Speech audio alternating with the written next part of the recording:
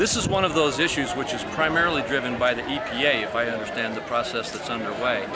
And although legislation is not the avenue that can successfully drive this decision, we do work very closely with the executive agencies to encourage them to make sure they do the adequate studies and evaluation, and ultimately to make the right decisions based on science. They also need to use good policy, though. They need to make sure that their decisions are based in evaluating the cost versus the benefit of the solutions that they seek to impose.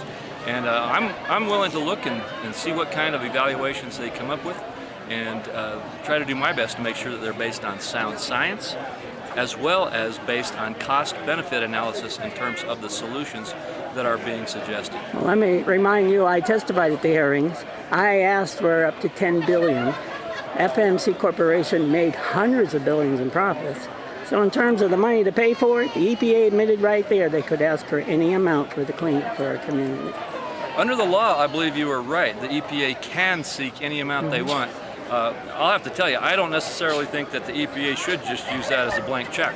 They need to make sure that the solutions they seek to impose are justified by a cost-benefit analysis and justified by proper scientific evaluation. And if that's the case, then I think the people will be glad to support the efforts. Well, that's good, because that's why I'm here. I'm the scientist, I'm the educator. I work with the Bunker Hill site.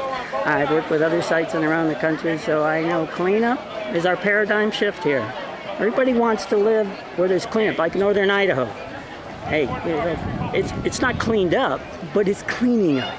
Yeah, and that makes quite a difference in people's heads, you know? Yeah, that's true. And North Idaho, up in the Coeur d'Alene Basin, is a very good example. You know, we started out with something like an 800 square mile Superfund site. We've now focused the efforts there on the hotspots where literal effective cleanup is taking place.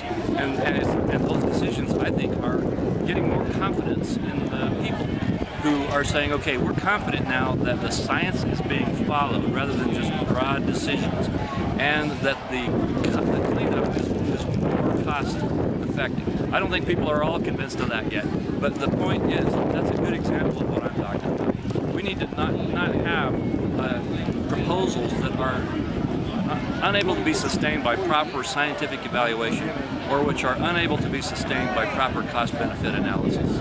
Well, you're going to sure I'm here to help on that process. All right. Some people just have to get by the name, Mr. Idaho Lorax. That's about the biggest problem we have here in some respects. But that's all changing because, well, I have to be protected too for people who fear, or a community that's just been involved for so many years in living with uranium.